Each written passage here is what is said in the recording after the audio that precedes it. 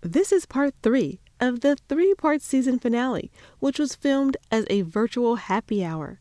You can go back and listen to parts 1 and 2, or you can watch the full video on YouTube or Facebook by searching for Keisha Whitaker.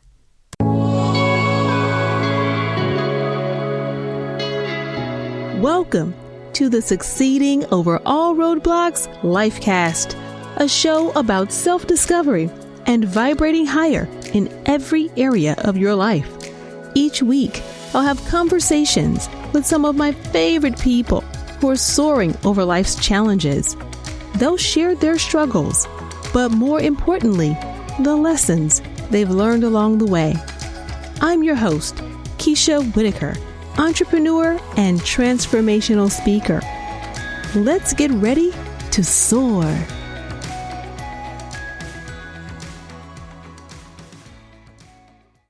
So we're going to move to the next segment. And this is like the part that I really want to talk about with you all. And that is, with us being women of a certain age, as they say, and how are we looked at in society as women that don't have children at our age? First of all, let's get your thoughts on that. Like, how do you feel people are looking at Black women, educated, we've got our stuff together, but we're not married, we don't have kids. What's the worst question you've heard from somebody about your singleness? What's wrong with you? But the kids say what you said. Thank you. Girl. What you said. What's wrong with you? Ain't nothing wrong with me. Nothing. And I'm sorry for touching on your podcast, Keisha, but not a damn thing is wrong with me. But here's the thing, and this is what I feel like, because we are educated and strong women or whatever, we're not going to just let Joe Blow from down the block just come up and talk anything and we'd be like, oh, okay, great, let's get married. Mm-hmm. No, you also just the same way you asked me what am I bringing to the table, what are you bringing to the table? Because, and I'm not asking for like, you got to have your house and you got to have this and you got to have that, but have a plan, have something on some paper to say, this is what I'm trying to do with my life. Because what do I have? I need receipts. I need to see that you did something with your life. Like, have something. Don't come just like, well, this me. Yeah. What's up? I want kids. Let's do this thing. Like, no, this ain't. Yeah. This is not how this is gonna work. Anybody else had a different question? Kind of picking back on what Joy said. They asked like, are you crazy? What's the problem? Like, you're not ugly. So what's the deal? So it kind of piggybacks on that. So he's saying other people can't get, I don't, yeah. They get it first. There's somebody for everybody. Exactly. I think sometimes people don't understand that you also may have other things in your family that you're managing, right? So with me having aging grandparents, something that I have to consider is, how would I manage aging? Like, I have one of my grandmothers is a widow.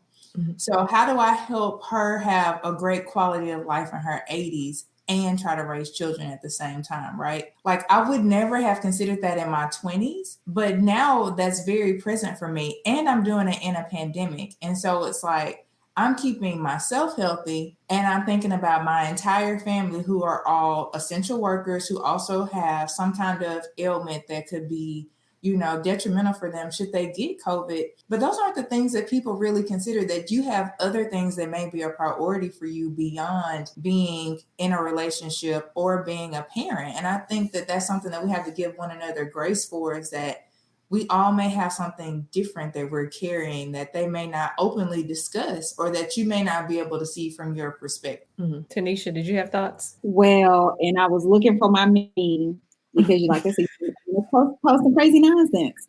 But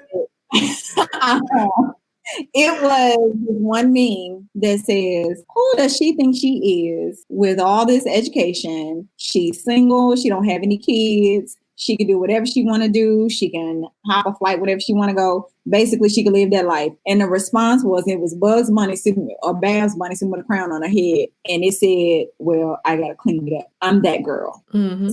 Yeah, that wasn't what Bab said. Okay. Now I will tell you the question that I got when they'll ask you, do you have kids? And I say no. What's wrong with you? And it's like, oh, why don't you have kids? Okay, that's the worst question you can ask a woman. You don't know if she's had a miscarriage. You don't know if she's lost a child. You don't know what that person has gone through. Like, why would you ask someone that? And that is really challenging. And so when someone asks me that, I just check them point blank, because you don't know my story. You don't know what I've been through, but I will tell you, in my case, I'm not stupid enough to lay down with somebody and be tied to them for 18 years. You know what I mean? I want to have a family, my own family in a certain way. And I think that if that happens, great. If that doesn't happen, I think I'm okay with that too. And I'm not opposed to some other alternatives to having the family that I want. So that leads me into the next question is childless versus child-free. There is a difference. What are your thoughts on that? I will say currently I'm childless. Yes. If I'm understanding it right. Child-free, it means that you just don't want to have children, and that's just a choice. Childless means you just don't want them right now. Am I understanding that correctly? Okay. So right now I'm just childless. I would love to be a mother, but if that's not my lot in life, my family's already big on adoption. We have several adopted family members. I would be a foster mom and eventually adopt a child. But I do believe with all the things that I've done in life, I'm intended to be someone's mother, and I'm actually the mama to a lot of kids running around in Memphis just from, the programs that I've put on and things of that sort. So I won't say that. Well, I mean, I guess if that's the case, then I'm not childless, because I have many children running around in Memphis who call me Mama Joy currently to this day, but I have not physically birthed a baby from my body. But I would like to do that. But if that does not happen for me, then I would definitely be a foster mom. Tanisha. Well, the former educator here has been a mom to many. I've gotten my mom marks off. So, and then I'm a godmother. I'm another mom. I am when my mom friends need a day out, I'm the need a kid fix mom. So my life is filled with kids. And as you all know, I transitioned into the other side of womanhood this year. And so with that, if I decide that I want to become a mom at some point in life, when I'm mature enough, I will become a boy mom. And I'll adopt some sons and go at it with that. Motherhood is a broad term. Motherhood is not strictly defined to birthing a child, physically birthing a child from your body. Mm-hmm. Motherhood is a multitude of things. So, Sonia, do you have some thoughts? Yes. And it's interesting because this conversation comes up a lot in my family, because my mother's side of the family is all the cousins, none of us are married. Majority of the female, I only have one female cousin that has children. She was married, but we don't have children. Highly educated, like advanced in our careers, and we all want children. And recently, I had a cousin that passed, and that was her one thing, that she wanted to have children and she wanted to be married. So I do say that I am childless. My former students, I love them. I hold them dear. I have 2 god babies, but I still want to be pregnant. Some with fat ankles, somebody rubbing my stomach. That's just what I want. I'm not opposed to adoption, but y'all gonna get this baby shower one day. Just like that. Okay.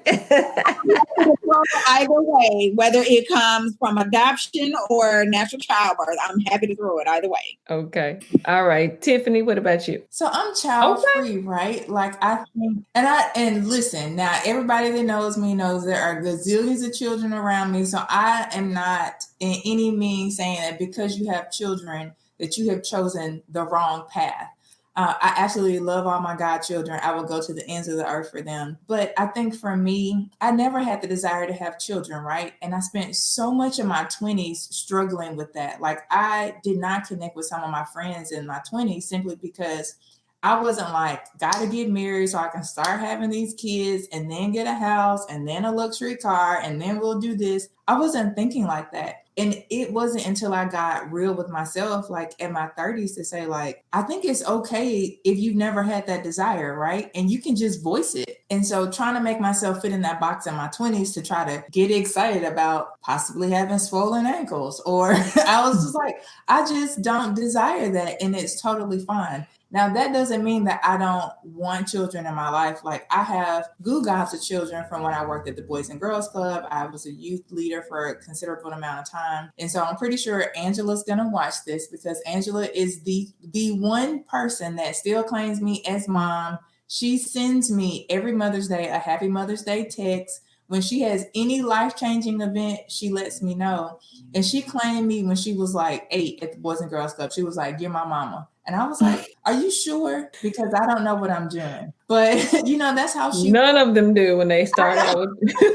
Exactly. But I have loved being there for every phase. Like, if she's got a graduation, if I'm in town, I'm going. I'm going to make whatever adjustments I need to for that. And I appreciate that her family allowed me to step in and be that extra adult that they didn't necessarily ask to have in their family. But they call me, like, her grandmother has had my phone number for years. I haven't changed my phone number since I was 21 because of the fact she's always had it, right? And I don't plan on changing it. Even though it does look like a spam number, I'm not changing it.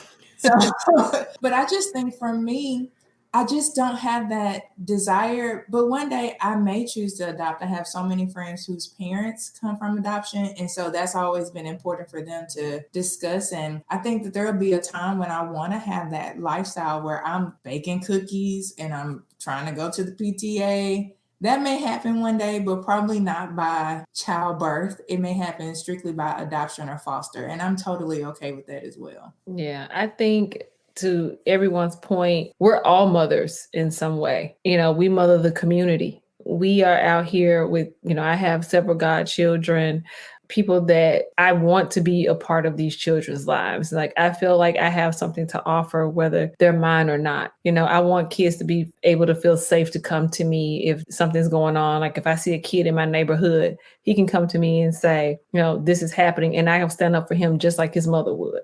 So, you know, I'm definitely here for adoption. I'm definitely here for, you know, the natural way as well. If that's something that God wants for me, but I am very much okay with my life as it is. I mean, there's some benefits to it. And then there's some times where I'm like, man, I would love to pour into a little mini me, you know, like, you know, it would be fun, but it is challenging from a financial perspective. I think, you know, marriage rates are falling. So like we just talked about dating earlier. So that, you know, the challenge of finding the right person if you want to start a family of your own. I think generational trauma, you know, sometimes people don't want to bring a baby into the world, you know, because of the generational trauma that they've experienced, or the trauma of the world, period. Like, do I want to bring a child into this and be worried about the, you know, the racism that exists in our society and having to bring up a Black child in this world? Tiffany, you had something you want to say? Yes. So I think that is so important, right? Like, I cannot ignore the fact that a majority of my family has been raised in poverty. And so in being raised in poverty, there are skills that you may lack.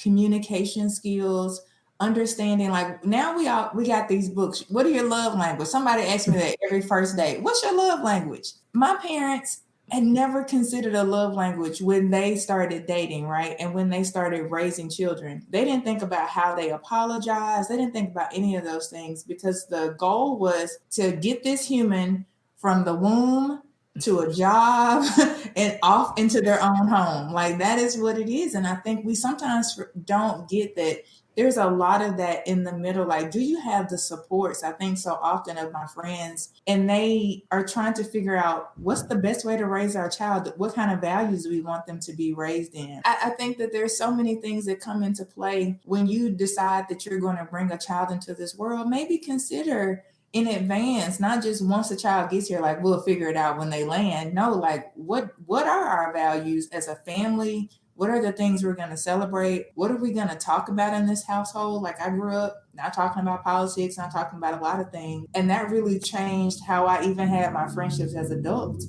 So I think that childhood is more than that, right? Like, we just have to remember as we move forward that bringing a child into this world, you're bringing forth the next person into society who's going to impact so many more people. And are you putting out what you will be proud of? I love getting the perspectives of everybody here, because not just because we're all of the same group or we have this in common, doesn't mean that, I was talking to a friend of mine today and he was like, how can you have a conversation? All of y'all have the same thing in common. There'll be some groupthink. I said, you don't know my friends. Like, we all come from a different perspective in and of this commonality. And then my friend, he talked about independence versus interdependence, and that interdependence with children is a certain level of maturity. I'm like, that doesn't mean that because these people have a different level of maturity that we don't have our own level of maturity. It's not selfish. It's not, I don't feel that we're being selfish if we decide not to have children, or we haven't had children yet because we've taken time to work on our careers and work on ourselves. I mean, I want to bring a child into a situation that not only I can financially sustain and not be struggling, but also be in a place mentally and emotionally to be able to not totally damage that child.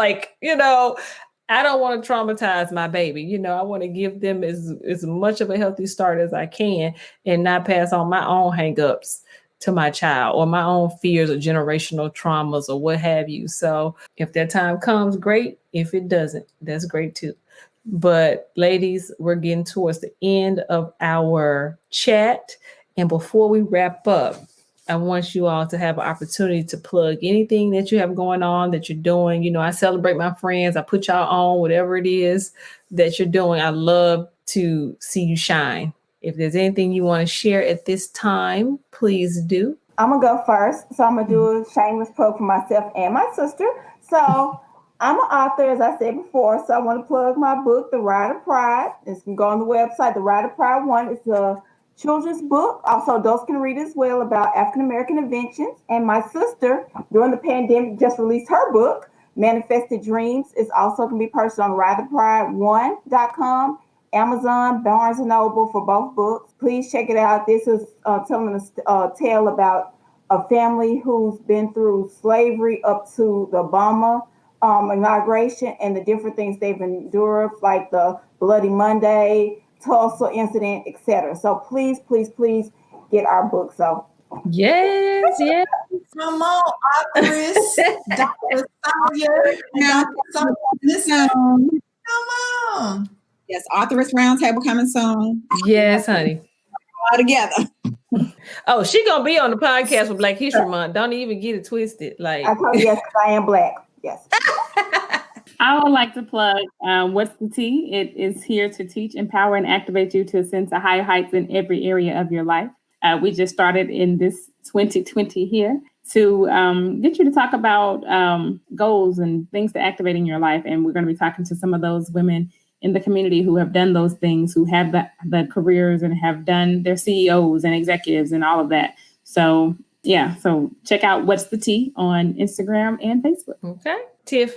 I don't have anything tangible to plug, but what I do love, and y'all know, when it comes down to like business development and strategy, I absolutely love that. And so this pandemic has made it amazing. So many women and friends of mine have really tried to dig into like how to take their side hustles to the next level and how to really grow some things. And so while I do keep a general like low profile on social media, look, slide in Keisha's DMs if you want me to work with you on that. And we can do that because I love it. I just have a passion for it, trying to make sure that I do the job that they pay me for at my main organization. But I do a little bit of time to work on that. I have a couple of clients, but would love to get some more.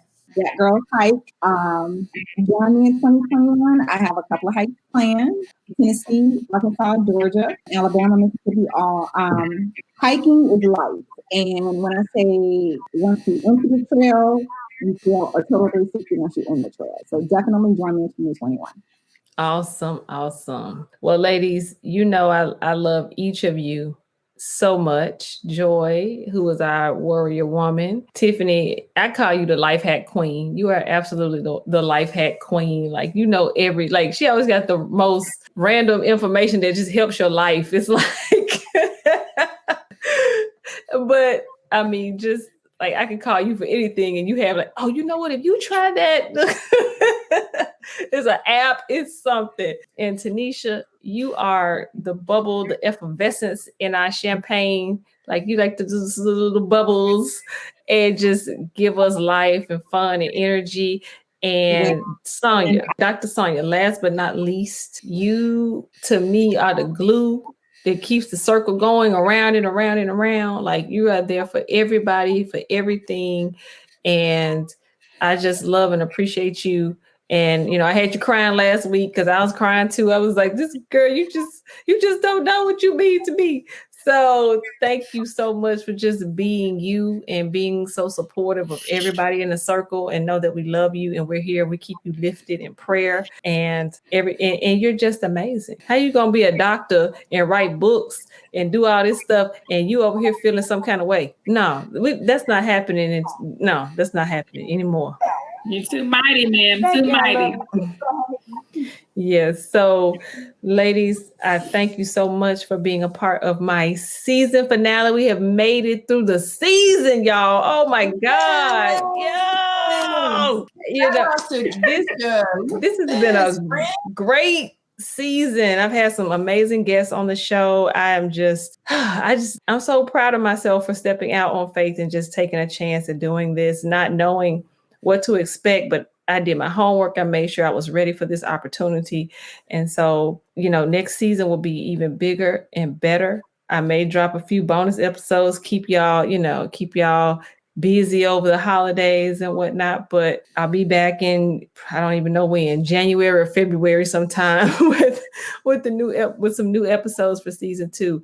But again, if you want to keep in touch, always follow me on Twitter, Facebook, and Instagram at SOAR Lifecast. You can connect with these ladies on Instagram. They have their handles up. And anytime you need a sister circle, we will be there.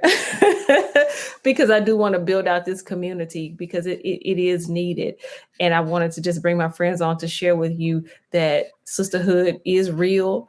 It is something that we will continue to uplift and uphold, even to, you know, we old and gray. We might be living like the Golden Girls in a villa somewhere. You know, that's my dream and my hope. I would love to have me a vacation home somewhere. But again, thank you guys for listening. And as always, keep soaring.